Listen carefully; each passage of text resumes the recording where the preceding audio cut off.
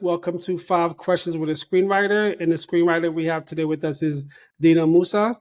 Hello, Dina. Thank you so much for being on the show. Hey, Patrick, thank you for having me. You are very welcome. All right, let's get started. Question number one.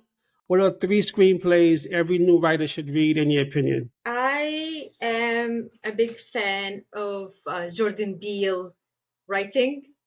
I highly recommend reading Get Out to start with. Um, I love the way he writes screenplays. It's so precise, so simple too. It doesn't need big fancy words to describe something that is like action happening, but it's like when you read it you're like, yep, that's exactly what I'm seeing on the screen right now.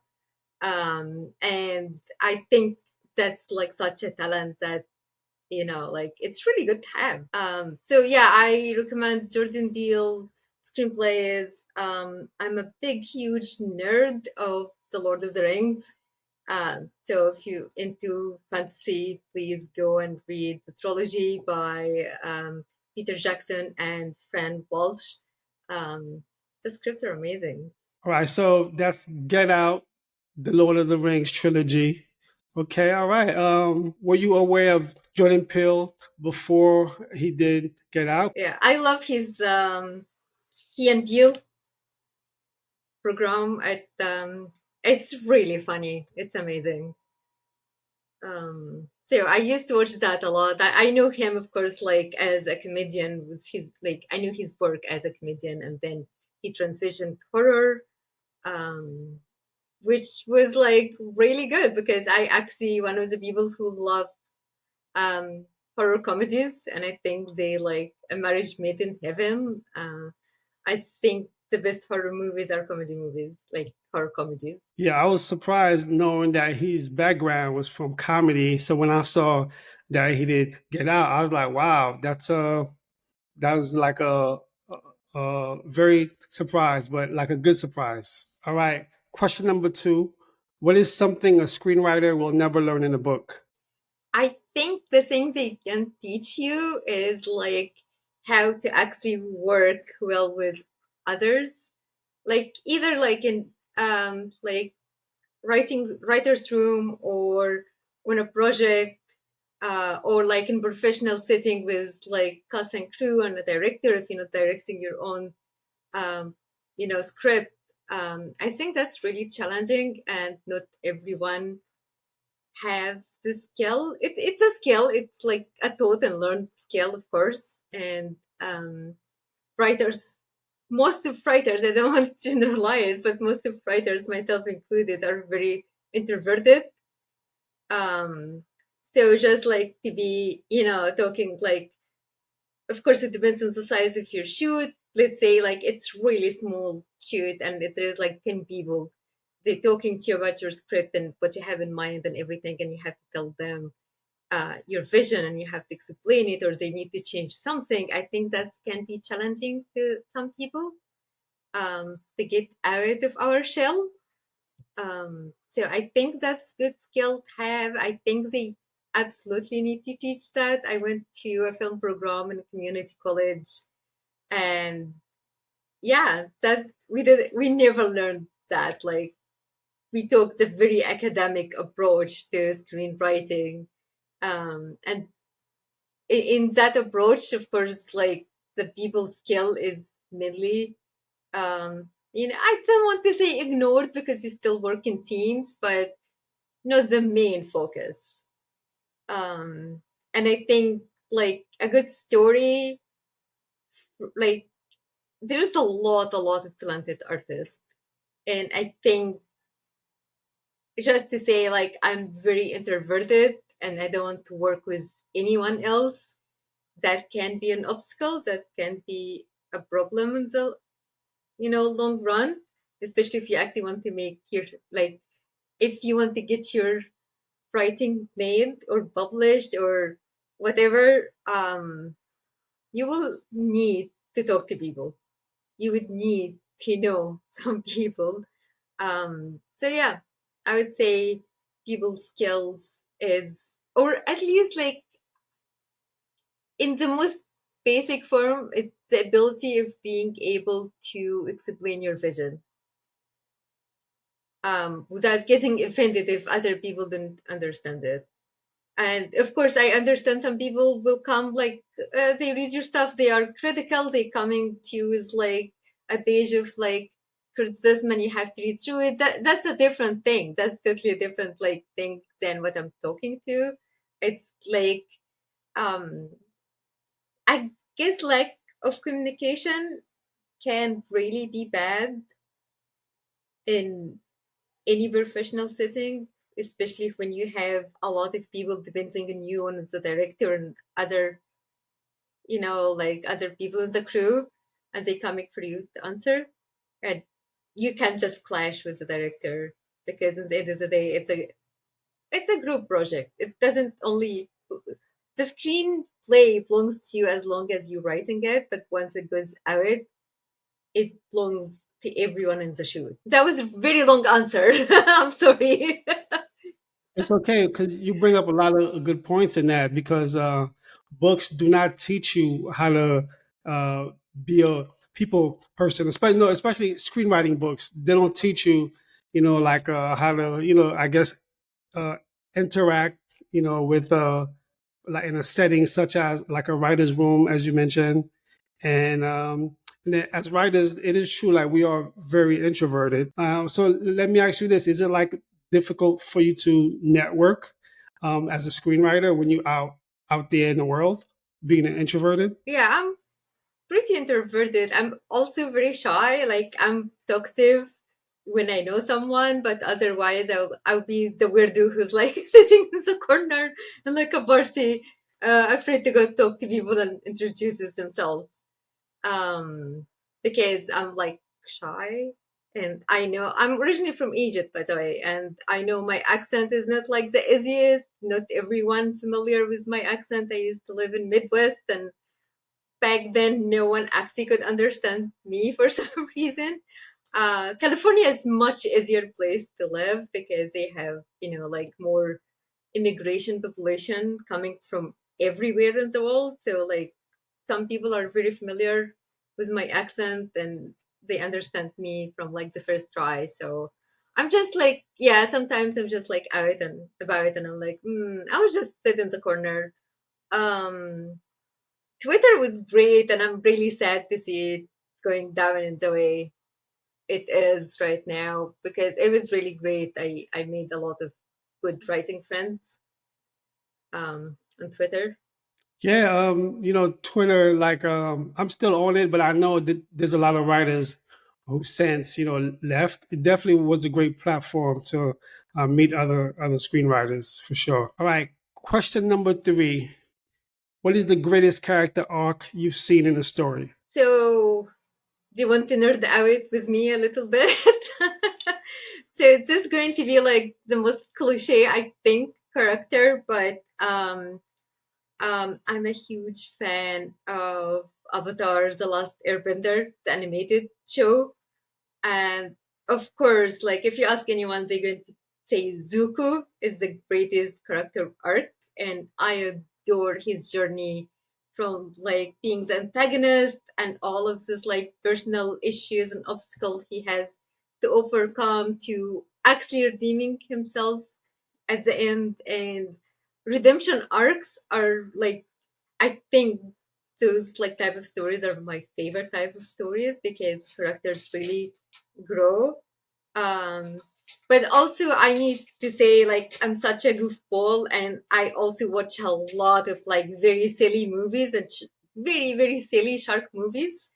Uh, so just putting it outside in the world. But like when it comes to actually like serious writing as like something that is like drama and not very silly, I would definitely go with Zuko and Lost Airbender because it's just amazing the way he grows in just 3 seasons.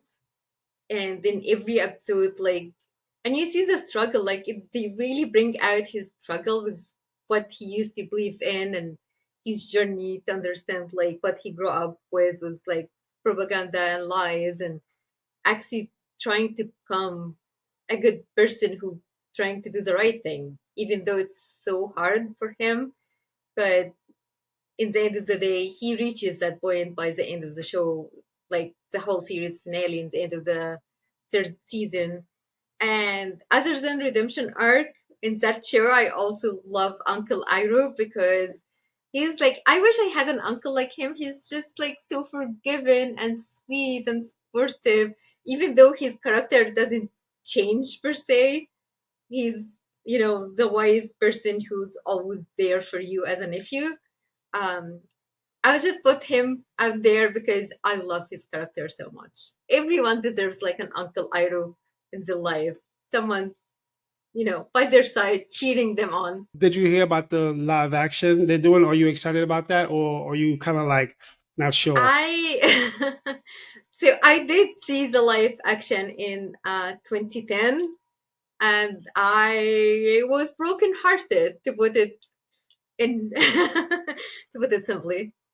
It didn't live up to the expectations and at all. And to be fair, you can't take 3 seasons worth of storytelling and put them in 2 hours movie. That's not how you condense. It's not how you condense like something like that. The show, the animated series is like pretty epic, and you put like one season in 2 hours movie, it just doesn't work. And I believe that a lot of animation movies and TV shows are best left alone because they're so good they don't need a remake. And I think The Last Airbender is right there in that category. Okay, so it's just it shouldn't be touched. It was perfect the way it was. It was really perfect, and I feel like it's very hard like to catch the lighting in the bottle twice. And this story, I don't think it lends itself well in a feature format. Got it. All right. Question number 4. What was the first screenplay you wrote, and what was the writing process like? Oh boy. So, growing up in Egypt, I used to be like a huge fan. I'm still a huge fan of the X Files. And it was like my entire personality when I was like 13. It was all about X Files. And I had another classmate who also loved the series, and we used like to write very, very bad stories, like a spin off episodes of the X Files. They were awful. Um, I'm not sure where is my notebook where I used to write the script. But I hope I lost it forever because like I don't want anyone to see them. So, so let me ask you this then. So, how was the like? Did you know what the format like? What to do as far as like the formatting and things like that? No, actually I didn't know. At that time I never read like any um like Hollywood or American screenwriting books or like scripts that have already been produced or anything. So I was pretty much didn't know what I'm doing. It's just like following the formula of like, oh, there is like a story of a beginning, a middle, and end. There is like creepy things happen, weird things happen. So let's just put that into a story, and they were so bad. They were so stupid and dumb and silly. And I love silly, but this was just bad. So yeah, like I didn't know what I was doing. And I think that was part of the fun at the time as well. Just, you just sitting after school with your classmate and like writing down like handwriting in your notebook, whatever random idea that comes to your mind. We've arrived at the final question. Here we go. You get to plan and go on a non-romantic date slash hang out with your current main character. What does that date look like? Okay, so right now I haven't started writing it yet, but I'm like outlining uh, a shark movie that is like a creature feature starring a big, huge shark, and it's going to be set in San Diego. Um, so my main character, she's like a woman like with a boss. She used to be like a marine, um, and she just sit in her boat, you know, dwelling on her past, the things she couldn't fix with her like another marine partner, until like she rises to the occasion and she takes down the shark by the end of the script. I think she's really fun. She kind of knows, like, because she works in the marina, she knows all of like the good places to eat seafood and fish tacos. So, and she fights sharks. So I'm definitely, if she was real, I would definitely go and hang out with her. Nice, nice. Now, you mentioned that you like to watch a lot of silly shark movies. So I'm gonna take a wild guess. Are you a huge fan of the Sharknado movies? Oh, I love them. I adore all of them, especially the first movie. The first movie was like brilliant. It was like the chef's kiss, and there is like bunch of like Santa Joe's. Um, what else? There is like a lot of shark movies out there. I love The Meg is kind of like where it's like between some scenes are serious and some scenes are very, very silly. But it's taking itself way too seriously. I like movies where like the Shark Attack movies. They're like really, really silly, and I adore them for this reason. Yeah, because like I think that's its own genre, right? Like Yeah, those type of yeah, shark movies.